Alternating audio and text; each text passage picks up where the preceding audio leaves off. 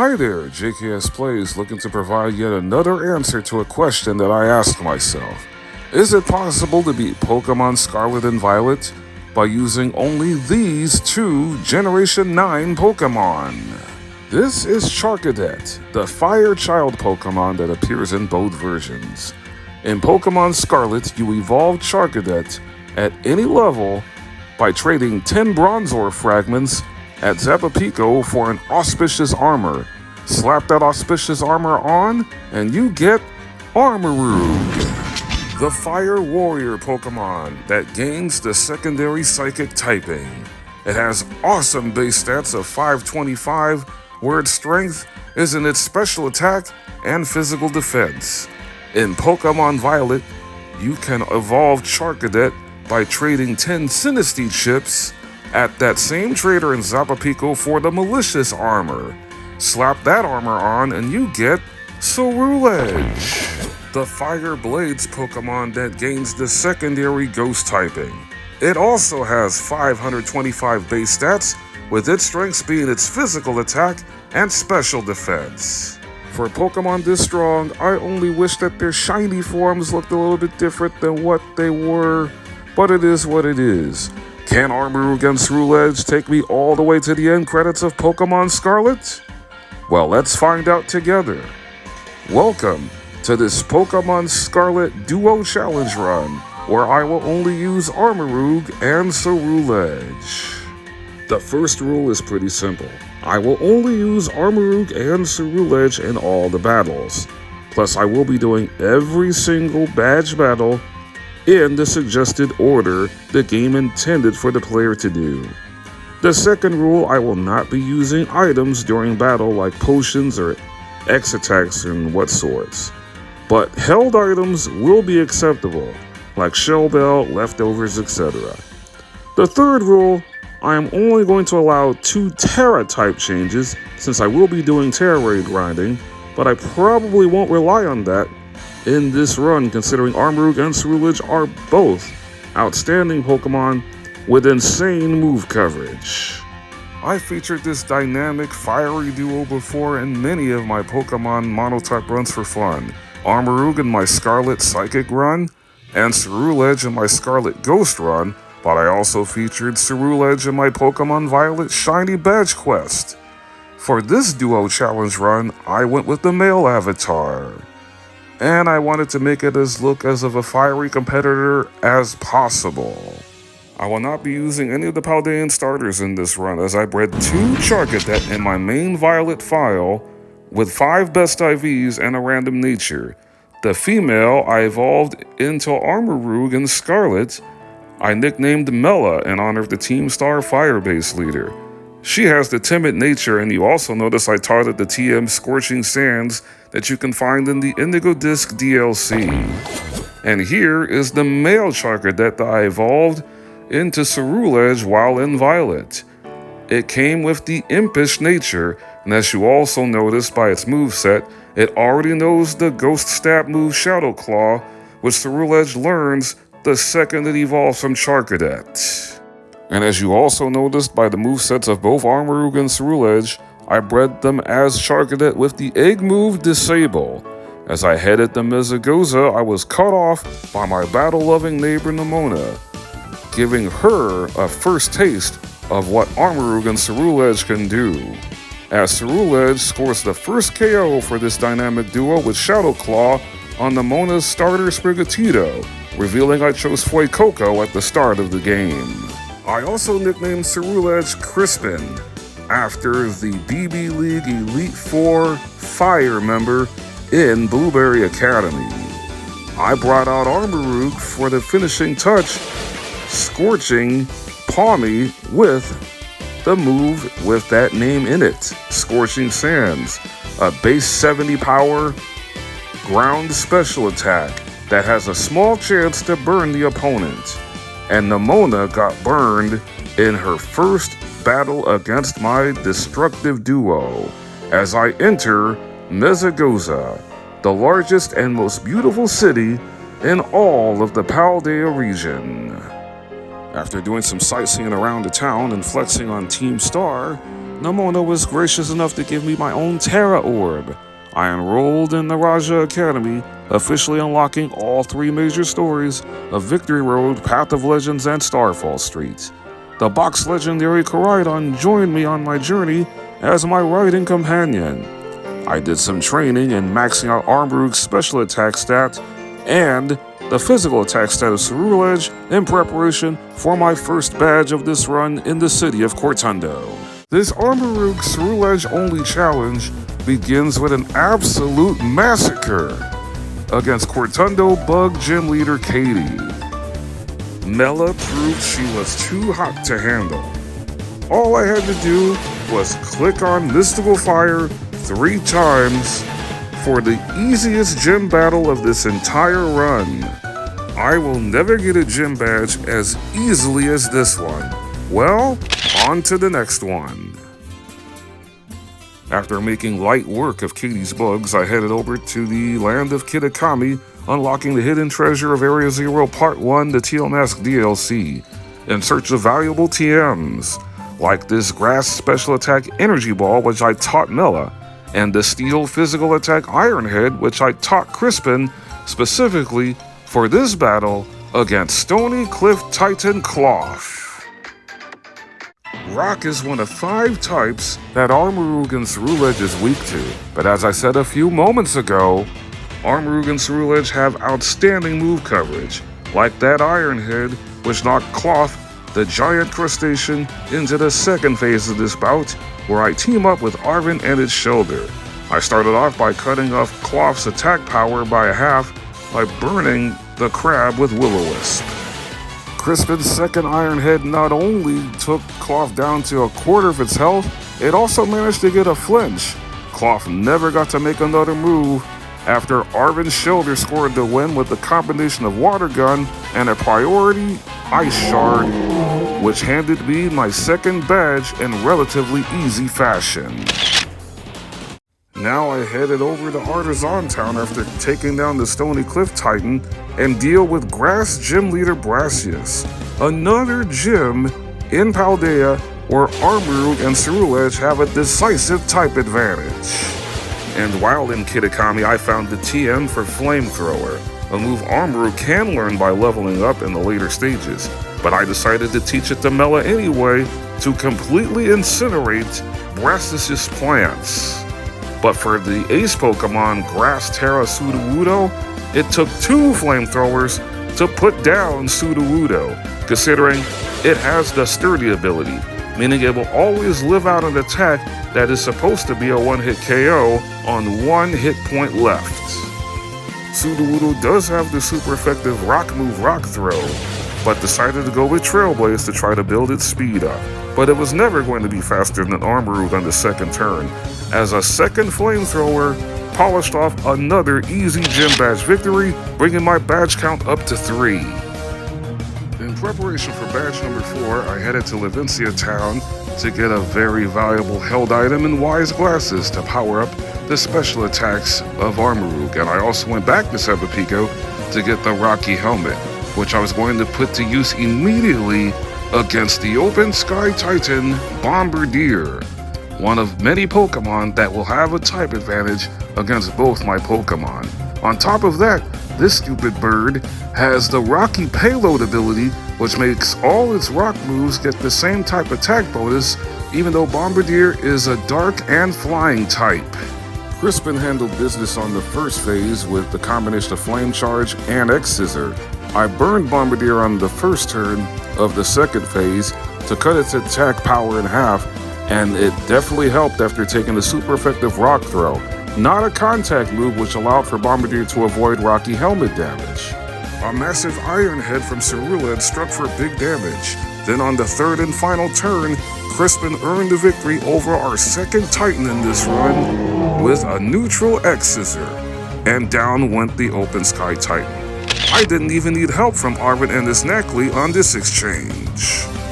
I next decided to come on down to the Team Star Dark Base because it's time to wipe the second squad off the map.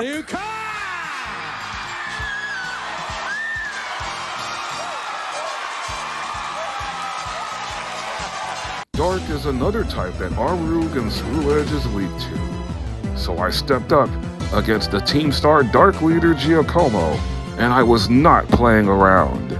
I immediately terrestrialized Armarouge into Terra Fire to shed off its dark weakness, then proceeded to one-shot Giacomo's first Pokemon Poniard with a quad-effective Aura Sphere, a fighting special attack that never misses, and another TM that I found while in Kitakami.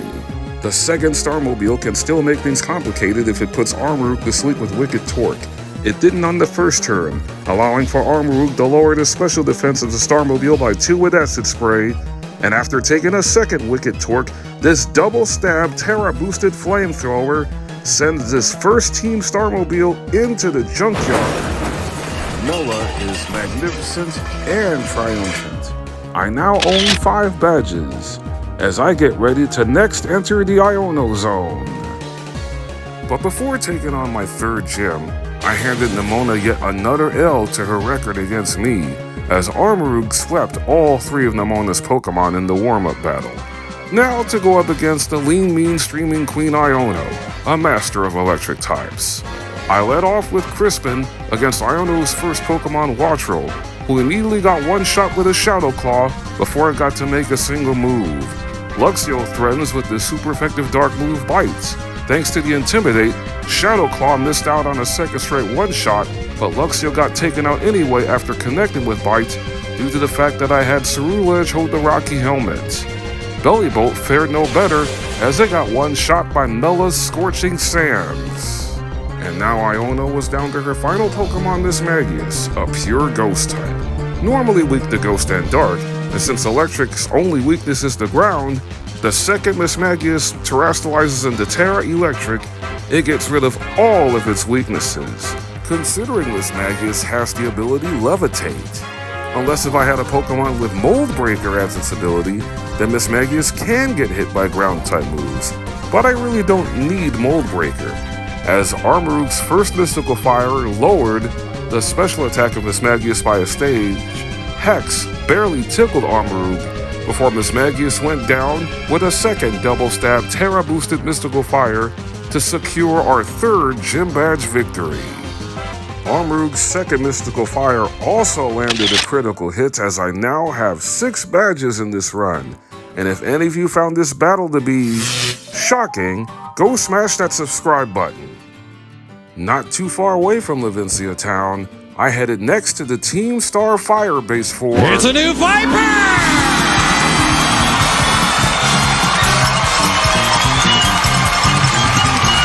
For a showdown against the Team Star Shedder Squad leader Mela, a master of fire types. Mela, meet Mela, as my Armarouge instantly takes out Torkoal with a super effective Scorching Sands. And since I brought up the fact that Mela is a master of fire types, her main type of choice can't even hit Armarouge or Ceruledge, considering the fact that they both have the Flash Fire ability. And to make matters even worse for her, the Shedder Starmobile only has normal and fire type moves, none of which can even touch Ceruledge because of the fact that Crispin is also a Ghost type. The only thing the Starmobile can do is harshly lower Ceruledge's defense by 2 stages on each turn with Screech. To put it bluntly, when it comes to Team Star battles for this run, this one was as free as it gets. After being checkmated, Mela had no choice but to surrender to me my 7th badge. Well, if you thought that Team Star boss battle with Mela was easy, hold on to your hats, considering the lurking Steel Titan Orthworm suffers an even worse fate due to the fact that it has atrocious special defense stats. This was the debut Titan fight for Mela the Armarouge, as I terrestrialized her into a Terra Fire type, and on both phases, the slug got burnt to a crisp with back-to-back flamethrowers. Another relatively easy badge win. Now my badge count is up to 8, but the next badge will have to be earned the hard way. The next showdown is in Cascarafa against Gym Leader Kofu, a master of water types, which happens to be another type that Armarouge and Ceruledge are weak to, considering water resists fire. I led off with Armarouge in this bout, setting up the sun with Sunny Day, and the sun will last 8 turns due to Armarouge holding the Heat Rock. After taking a super effective Aqua Cutter from Veluza that was nerfed by the sun, I had Armarouge disable it for the rest of the battle, knocking the ugly fish out on the very next turn with Energy Ball. And this is exactly why I bred one of the Charcadets with a speed boosted nature, which happened to be Armarouge, faster than Wugtrio, who got one shot on the first turn it was brought out by a second Energy Ball. I had something even special in mind for Kofu's ace, Water Terra Abominable, when I subbed in Crispin the Ceruledge to finish off this fight. With the sun still up, I had Ceruledge use the powerful 2-turn attack, the grass physical move Solar Blade. Now only 1 turn because of the sun being up, and down goes Crabominable. This Armarouge Ceruledge only run in the first half of it has been extremely dominant. Time to keep this fire burning. I'm now in Tag Tree Thicket getting ready to raid my 3rd Team Star base. How about a new Corvette?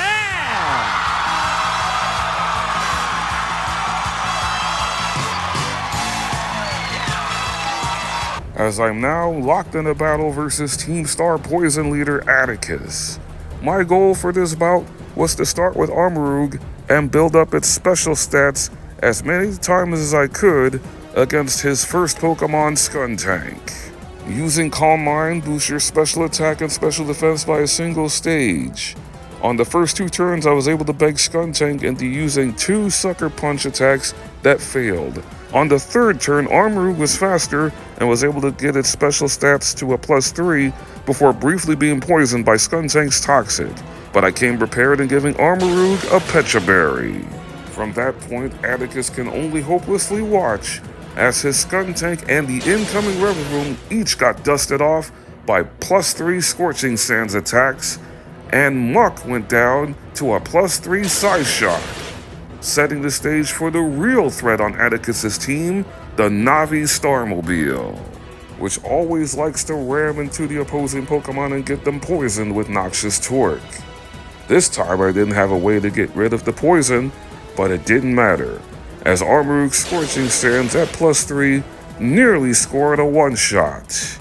After taking this second Noxious Torque, one final Size Shock from Mela secures yet another victory over a Team Starmobile. Now the badge count is up to 10, as I now prepare for another gym battle. I next press onward to Medali Town for my 5th gym battle against normal gym leader Larry. So it makes sense for me to have Ceruledge, a part ghost type, take the lead in this bout, considering ghost types can't hit normal type Pokemon, and vice versa. Leading off against Komala, I decided to build up Ceruledge's attack and defense as much as I could with Bulk Up, despite the fact that Komala loves to put opponents to sleep in 2 turns by using Yawn. After waking up with a Chesto Berry, I had Ceruledge build up its attack by 2 more stages by using Swords Dance before Komala used Yawn a 2nd time. After a 3rd Bulk Up, Crispin is now at a +5 in attack and a +3 in defense before being put to sleep again. I decided to wait out the sleep turns this time to waste Komala using Sucker Punch power points, considering it's the only attack the Comatose Pokemon can hit Ceruledge with. I bulked up one more time to max out Ceruledge's attack, and after taking a Sucker Punch from Komala, Ceruledge finally scored the KO with Flame Charge. And now, the Dunsparce comes out second. Ceruledge quickly cut the Dunsparce out of this match with a Brick Break. And now Larry was down to his ace, normal Terra Staraptor. The Intimidate attack drop is of no significance, as Brick Break is now at a +5, immediately taking out Staraptor for my 5th gym badge, and 11 badges overall. But I can't leave Medali Town just yet.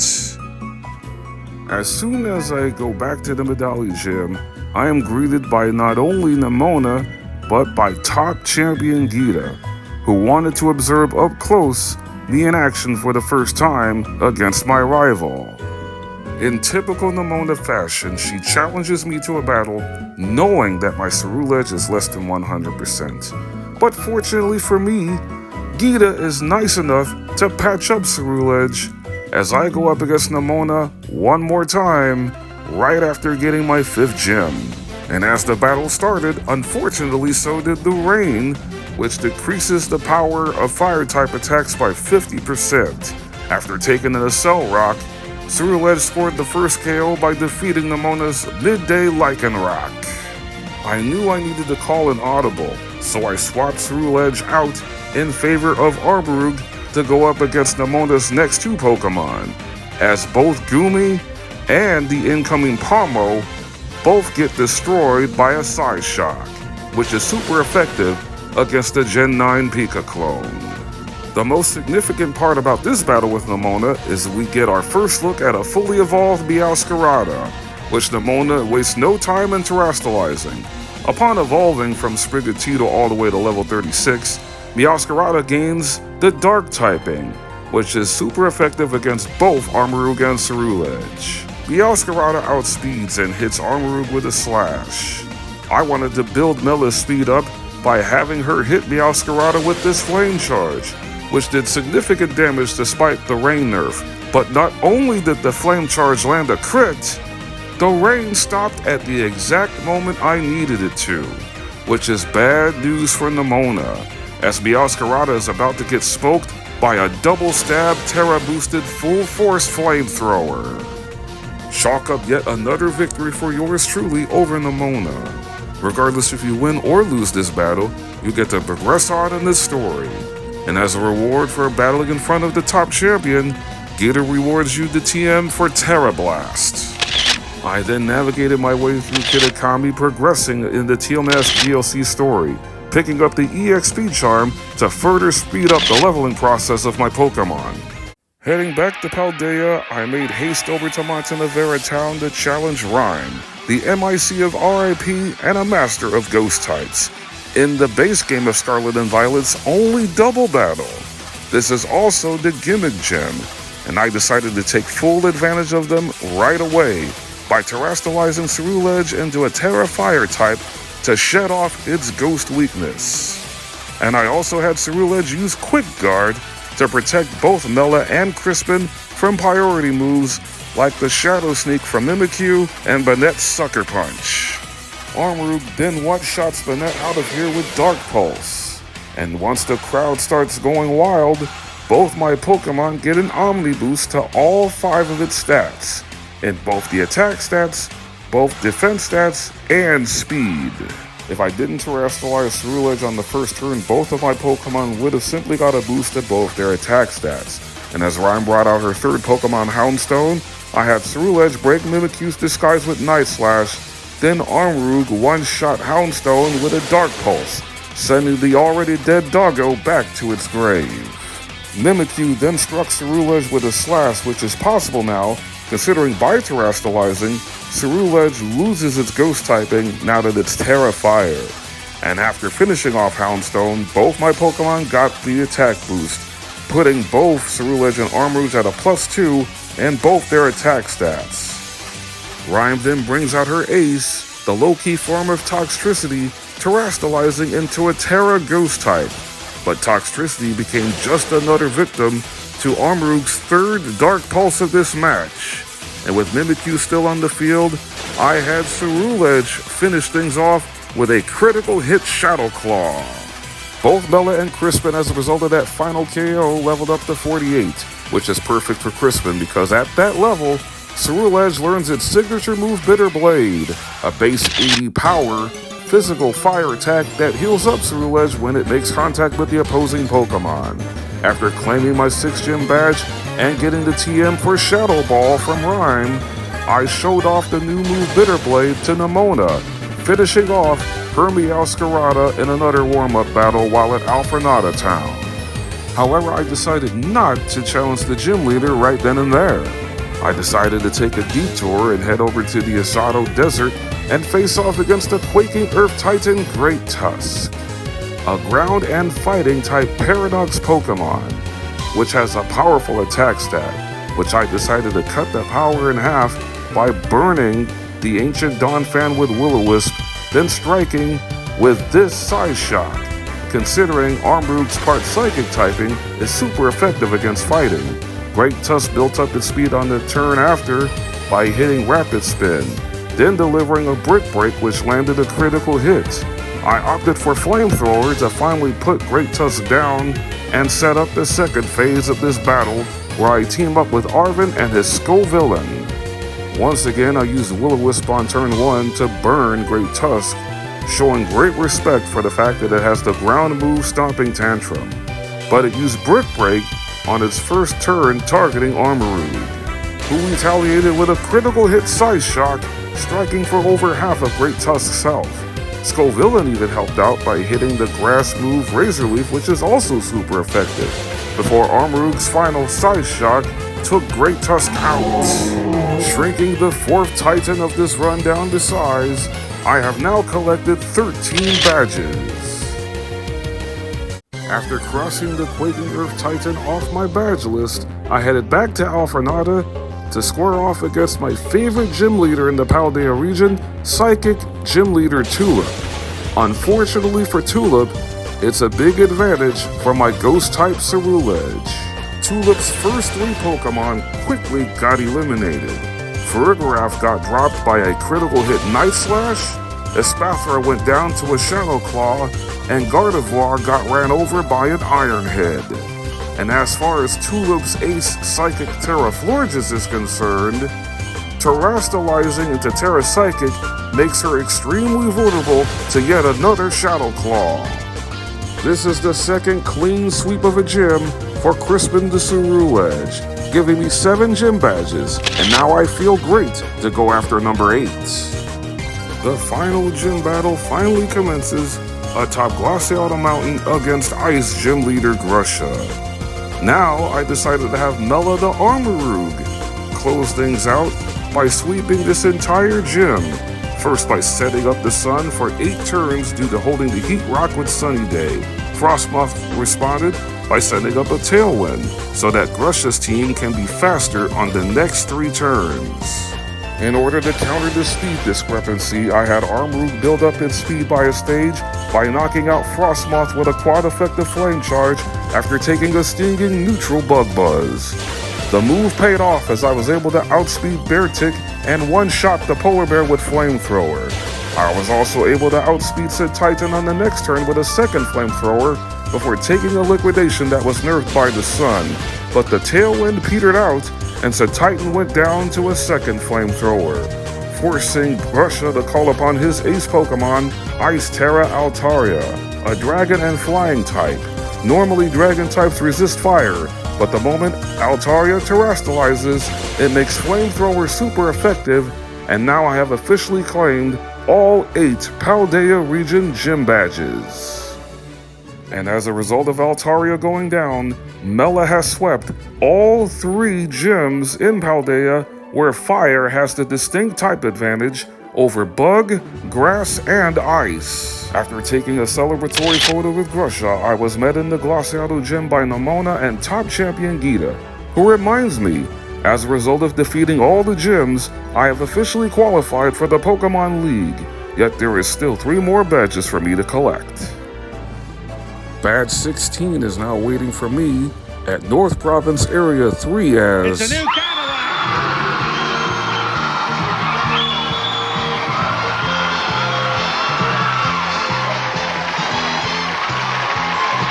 I stand toe-to-toe against Team Star Rugby Squad leader Ortega, a master of fairy types, a type that fire types resist, giving me somewhat of an advantage as I let off with Crispin the Ceruledge, who one-shots Azumarill with a Poison Jab, one of many TMs Ceruledge can learn.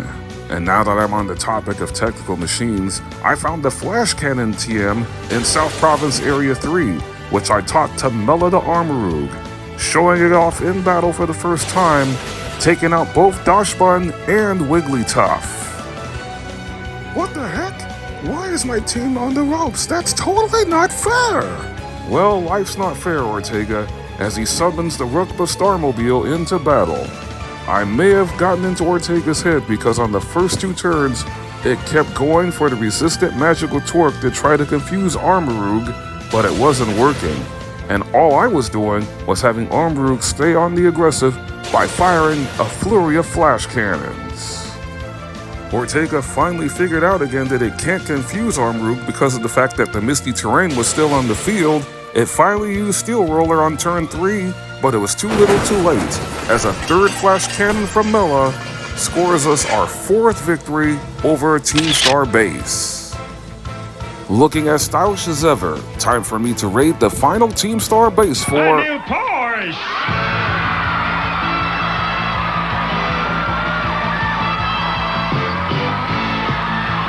the final showdown against Team Star Cap Squad leader and a master of fighting types, Aerie, which gives me somewhat of an advantage considering Mela the Armarouge, who I chose to lead this battle with, is also a psychic type.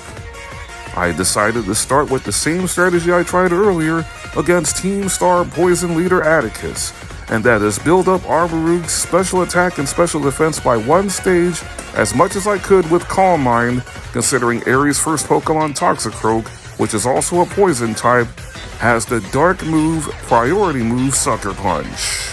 Amazingly, I suckered Toxicroak in trying to get the upper hand for all of the first 5 turns, and now Armarouge is at a +5 in its special stats. Not wanting to get greedy on turn 6 with another Calm Mind, I had Armarouge set up Psychic Terrain, and after taking a neutral Brick Break and getting healing back with leftovers, that's when Armarouge went off by delivering Expanding Force, which is quite effective in eliminating Toxicroak from the battle. The Psychic Terrain will last for 5 turns, but since Lucario only takes neutral damage from psychic moves, I had Armarouge use Flamethrower to take Lucario out. Then on the next 2 turns, both Passimian and Annihilate get absolutely dissected by Expanding Force, a base 80 power psychic special attack that gains an even bigger boost when Psychic Terrain is in effect.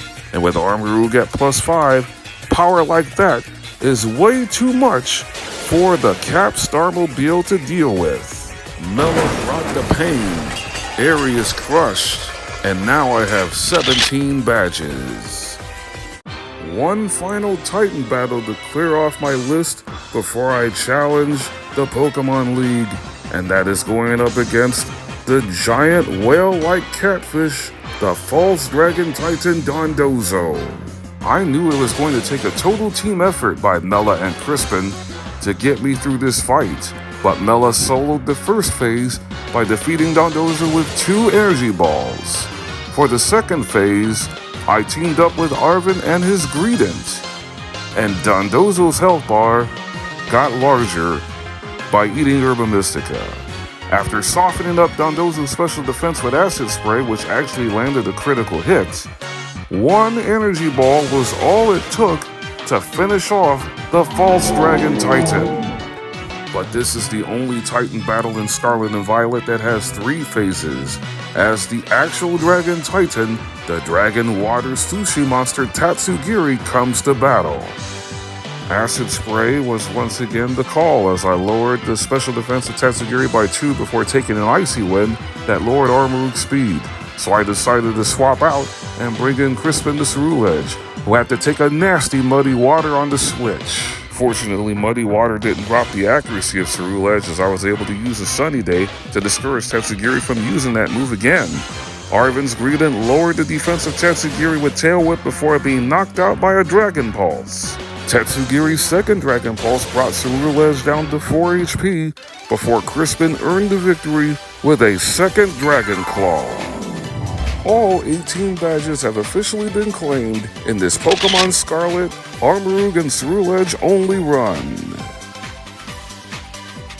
Here are the final individual and effort values for Armarouge and Ceruledge, with Armarouge's special attack maxed out and Ceruledge's physical attack maxed out.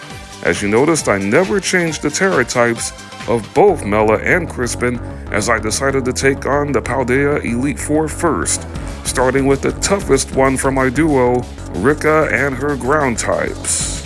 I had both Mela and Crispin hold an air balloon for this particular battle, as Rika's first Pokemon Wishcash got taken out immediately by a quad-effective energy ball. Rika brought out the hard-hitting Donphan second.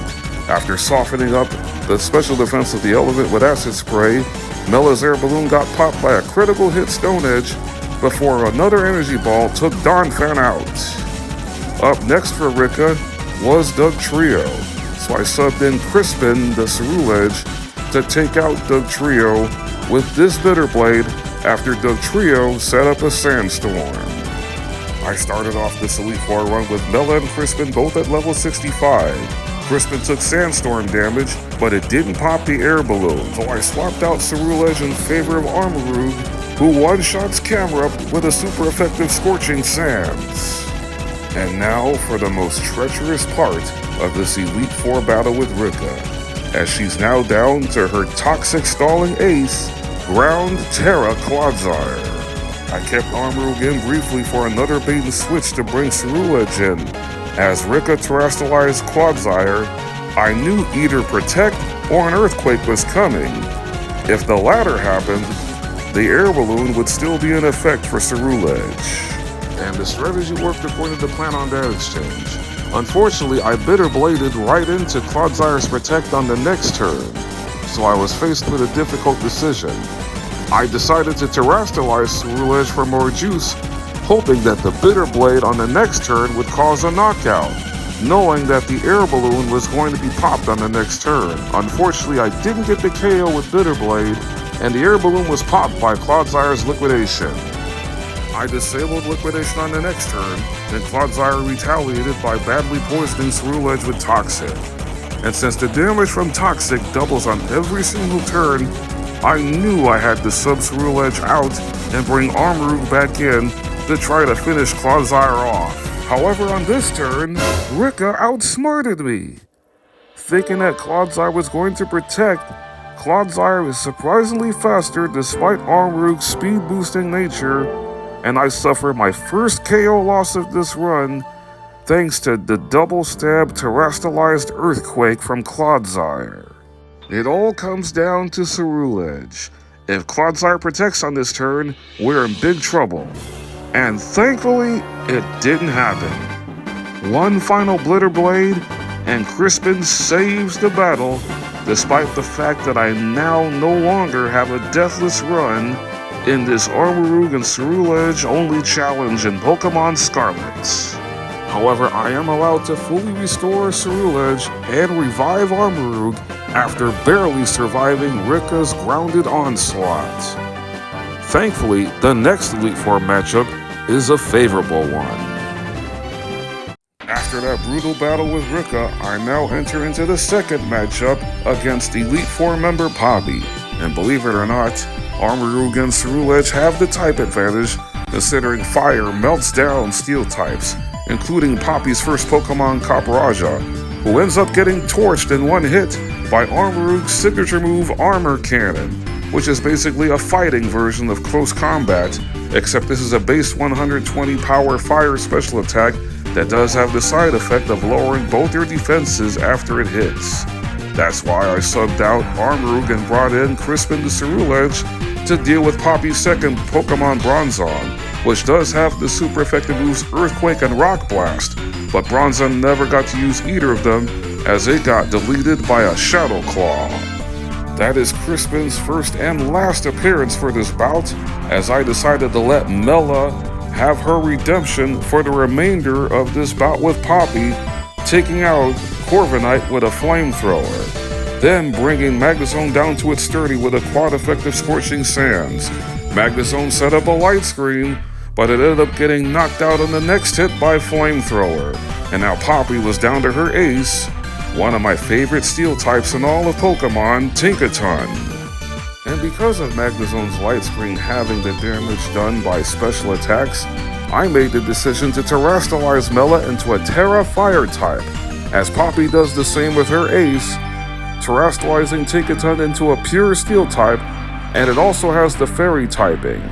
Fire resists both types, making Tinkaton a sitting duck before it gets hopelessly blown to bits by another armor cannon from Armarouge, securing our second Elite Four win. And there are 2 more battles left before we can take on the top champion. Up third for the Elite Four is normal Gym Leader Larry, now an Elite Four member with a flying type team. Unfortunately for Larry, he conveniently put out a Pokemon that's weak to fire out on the field first in Tropius. Armarouge sent Tropius packing in short order with a flamethrower. I kept Armarouge in briefly to soak up the Intimidate by Larry's second Pokemon Staraptor, so I subbed in Ceruledge, who unfortunately did have to take a Brave Bird on the switch. But Ceruledge healed up to nearly full HP by getting rid of Staraptor with a Bitter Blade for a one-hit KO. For a little preview of what's to come in the Elite Four, Larry brought out the part Dragon-type Altaria third, who then got one-shot by Ceruledge's Dragon Claw. Larry's fourth Pokemon, Pom-Pom-style Oricorio, was no different, as it too got one-shot by a Bitter Blade. Ceruledge is now at full HP, as Larry brought out his ace Pokemon, Flying Terra Flamigo, also a fighting type. I subbed Armarouge again, considering even though Ceruledge is a ghost, Ceruledge is still vulnerable to being hit by fighting type moves because of the fact that Flamigo has the Scrappy ability. Flamigo is normally a fast Pokemon, but I am a few levels up at this point on the Pink Bird, enabling for Armarouge to be faster and secure the victory with another one-shot on this double-stab terrestrialized flamethrower. And now there's only one more Elite Four member standing between me and a battle with the top champion. The final member of the Elite Four is Hassel, a master of Dragon-type Pokemon. This is also not a favorable matchup for fire types, considering Dragon resists fire. Fortunately, Armarouge and Ceruledge can learn by TM 2 powerful Dragon-type moves, like the physical Dragon Claw that Ceruledge used to one-shot Noivern after taking an Air Slash. Hassel's second Pokemon is Dragalge, that also has the water move Hydro Pump. But unfortunately for Dragalge, it is also a poison type, and Ceruledge one-shots with a critical hit Psycho Cut. I kept Ceruledge in to deliver another Dragon Claw to eliminate the mold-breaking Haxorus. Crispin was cooking, but I decided to let Melody Armarouge keep the fire burning and close things out for the remainder of this Elite Four fight, first getting rid of Flapple with a Dragon Pulse, one of the best Dragon-type special attacks in all of Pokemon. Hassel now is forced to call upon his ace, the hard-hitting Dragon Terra Baxcalibur. I decided not to terrestrialize Armarouge and hit Baxcalibur with a Dragon Pulse, considering it was faster. Then I braced myself for the worst, as Baxcalibur is about to strike with its signature 120 base physical dragon attack Glaive Rush, which Mello was able to withstand on 91 HP before finishing off Baxcalibur and this fight with another Dragon Pulse. The Elite Four have all been conquered, and now top champion Gita is awaiting. I am utterly incapable of holding back when it comes to Pokemon battles. You are also utterly incapable of fielding a relevant team.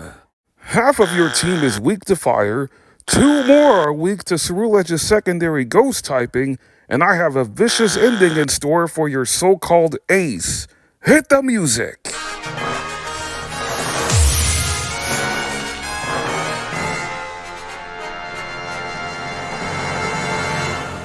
This battle atop the pinnacle of the Pokemon League against top champion Gita is one of the rare matchups in Pokemon where the team of 6 going up against a team of 2 is chronicalized as the overwhelming underdog. Crispin the Ceruledge gets things going off to a hot start for the team of 2, destroying the Spathra with a critical hit Shadow Claw. And this is only the beginning of what is about to be a humiliating experience for Gita, as the other half of my fabulous fiery duo, Melody Armarouge, steps in and immediately eliminates Avalugg with a flash cannon. Oh, You got King Gambit with the Supreme Overlord ability and the rock move Stone Edge. Here's a quad-effective Aura Sphere to the face. Veluza? I'm so scared. Here, take a Dark Pulse. Might as well let Ceruledge bring it home considering it only has one knockout in this battle compared to Armarouge's 3. Go-Goat is an easy one-hit KO as it got slashed down by Ceruledge's Bitter Blade. And now, Gita is down to her ace Pokemon, Rock Terra Glamora, a type that is super effective against Fire-type Pokemon. You remember what technical machine you get after defeating Team Star fighting leader Eri?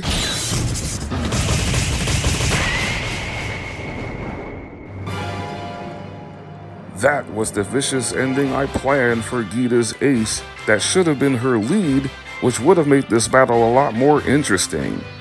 After the most one-sided battle throughout this entire challenge, Armarouge and Ceruledge proved to be unstoppable, and I am crowned once again Paldea Region Champion. Time to put an end to all 3 major stories next. After defeating Gita, I head to the Mesagoza Battle Court to take on my neighbor Nemona for the last time in a battle of champions, the climax of the Victory Road storyline. All of Nemona's Pokemon but one have super effective attacks against Armarouge and Ceruledge, so I wasn't pulling any punches and giving Ceruledge a Choice Scarf to immediately delete Midday Lycanroc with close combat. Crispin's defenses are lowered, so I must swap out or it's going to get knocked out by an Earthquake from Earthworm. I brought in Mela the Armarouge to finish off the slug with an Aura Sphere that landed a critical hit. Choice Scarf also locked Ceruledge into close combat before defeating Lycanroc, so I brought Ceruledge back in to deal with Nemona's Goodra, striking first with a Dragon Claw before being struck by a retaliatory Muddy Water, which also caused an accuracy drop. Ceruledge withstood the punishment and destroyed Goodra on the second turn with another Dragon Claw. Out fourth for Nemona is her next problematic Pokemon, the Dunsparce, considering it has the ground move Drill Run. And since Ceruledge is locked into Dragon Claw, I subbed Crispin out again and brought back in Mela to deliver an Aura Sphere boosted by the Expert Belt. After taking a Drill Run, a second Aura Sphere took out the 3-segmented snake. The swapping around continues as I brought in the Choice Scarf holding Ceruledge to deal with Nemona's beloved Palmot, striking first with Psycho Cut. Then Palmot unleashed its signature electric attack, Double Shock. That Ceruledge barely hung on with just 8 hit points remaining. Palmot failed to put Ceruledge down, and for more insult to injury, Palmot got knocked out by an unnecessary critical hit Psycho Cut. The Psycho Cut was needed for victory, but I would have preferred to crit the previous turn, or there would have been no Double Shock. And now, Nemona is down to her most dangerous Pokemon, the Grass Starter Meowscarada. But here's the catch. By evolving to Meowscarada at level 36 from Sprigatito and Floragato, Meowscarada gains the additional Dark typing, but Nemona's Meowscarada also has a super effective ghost move, Shadow Claw, one of the moves Ceruledge has made famous throughout this entire run. To make matters potentially worse for me, Meowscarada is faster than both of my Pokemon, so I decided to bring Armarouge in or Ceruledge is done for, terrestrializing Mela into a Terra Fire type, which made Shadow Claw a neutral attack. Mela looked the broken furry bait in the face before proceeding to burn it down for the last time on this double-stab terrestrialized flamethrower, and still undefeated against Nemona, putting a climactic end to the Victory Road storyline. Usually in Pokémon Scarlet and Violet, if you finish the Victory Road storyline first before Starfall Street, you are immediately thrust into battle against Director Clavel the second you leave Naraja Academy in Scarlet or Uva Academy in Violet. However, there is a way around this thanks to the Pokemon Hidden Treasure of Area Zero DLCs. Simply talk to Director Serrano and you are headed off to Blueberry Academy for the part 2 of the DLC, the Indigo Disc.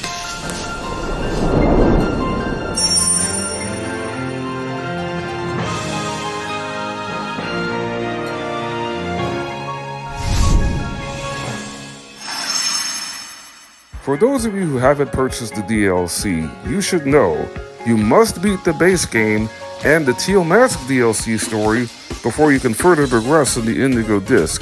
However, once the first part of dialogue is done, you can go on, continue with the stories that you haven't finished yet.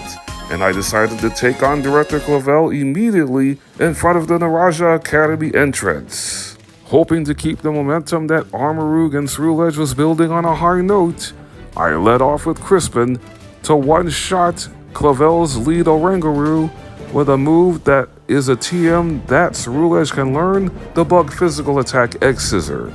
I then swapped in Mela to finish off Poltergeist in one hit with Dark Pulse.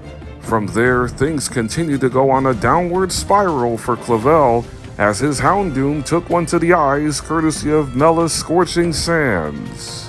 Ceruledge re-entered the action to go up against Clavel's next two Pokemon. Amoonguss went down to Psycho Cut. Then Clavel's fifth Pokemon, Abomasnow, tried to boost its defenses with Snow Warning before it got cut down by a quad-effective Bitter Blade. I swapped back in Mela for the final showdown as Clavel brings out the water starter of Paldea, Quacklevolt, the starter he ends up picking after I chose Fuecoco and Nemona chose Sprigatito at the beginning of this run. And this is why having the timid nature on Armarouge paid off for the long haul of this run, as a super effective energy ball took Quacklevolt out. The Team Star leader wannabe has been defeated, and now it's time to take on the real Team Star leader. Penny has a team of 6 different evolutions, and only 2 of them I was the most concerned about going into this bout, which is the Water-type Vaporeon, and the first Pokemon Penny brings out, the Dark-type Umbreon. Unfortunately, Penny was dumb enough to fall into the Baby Doll Eyes strategy that she loves to do, which I was able to shut down simply by giving Ceruledge the Clear Amulet. And after striking with the super effective X-Scissor, Penny again went for Baby Doll Eyes, which gave me a free turn, and Ceruledge scored the KO with Bitter Blade. That's one threat on Penny's team out of the picture.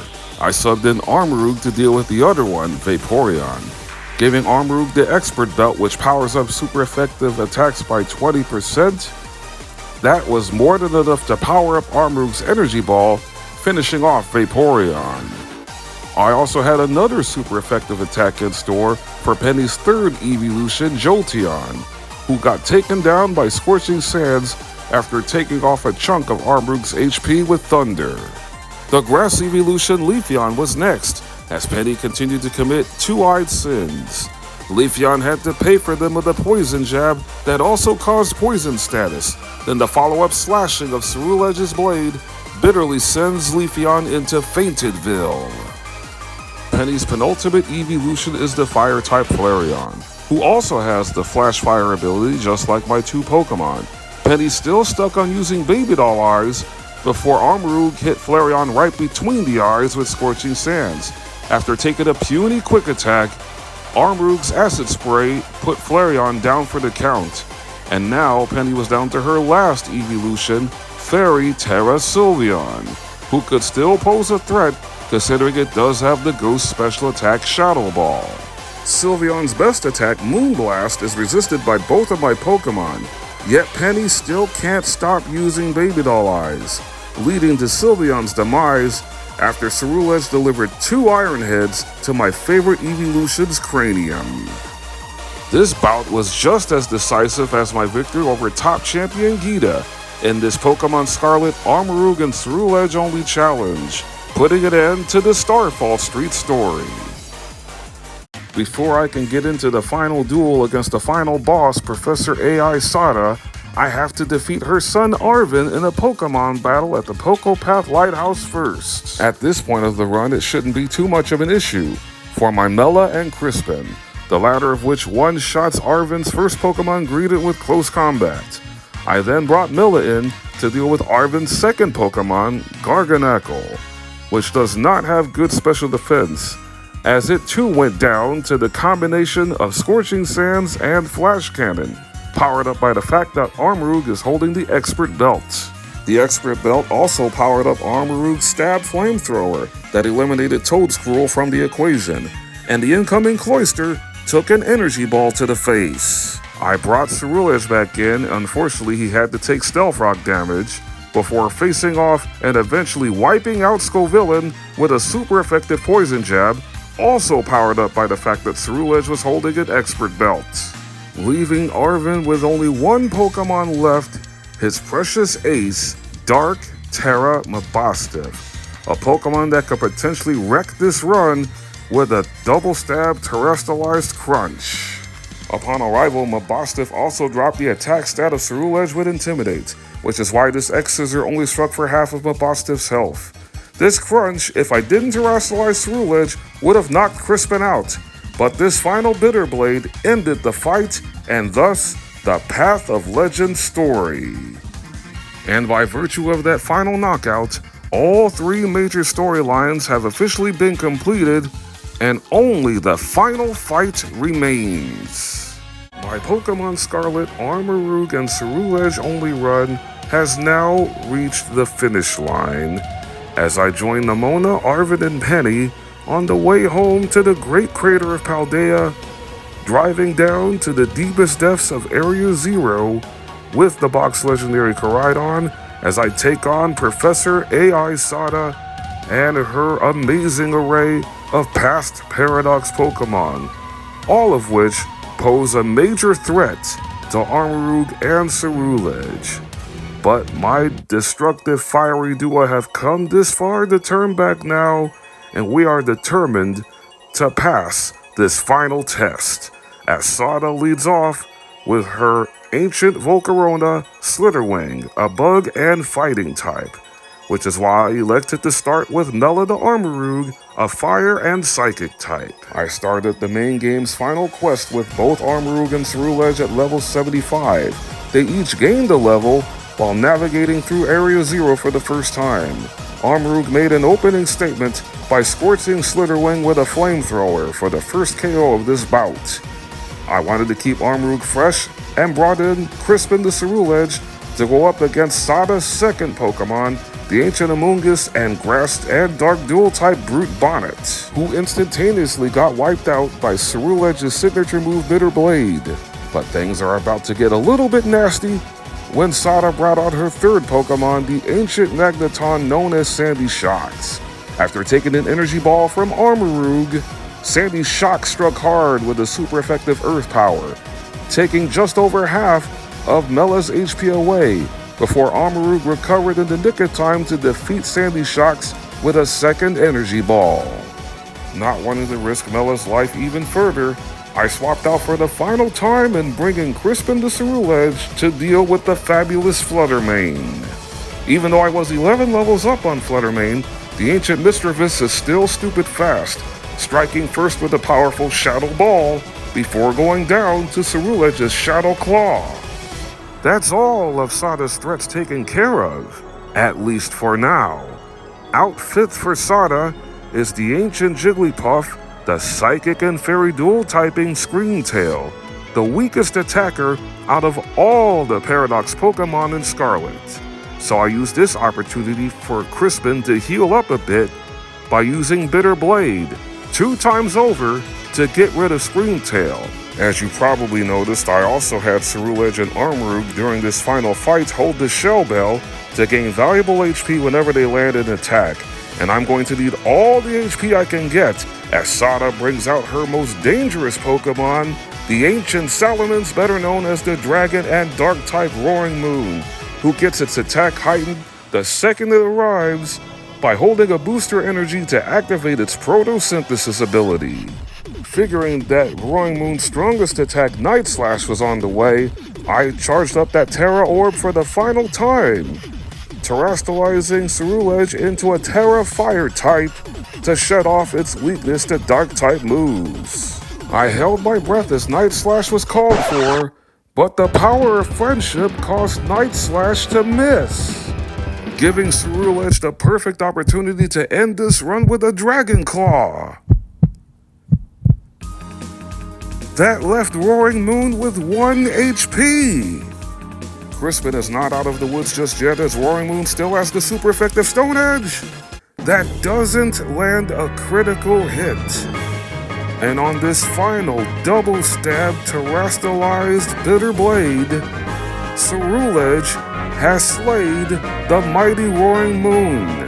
And that is how I managed to conquer Pokémon Scarlet using only Armarouge and Ceruledge. This is only my second duo challenge in Scarlet and Violet, and the fastest, taking only 17 hours and 16 minutes to complete, and I enjoyed every second of it. To all of you who took the time out to watch this for yourself and enjoy it from start to finish, I sincerely thank you from the bottom of my heart. If you love content like this, be sure to leave a like.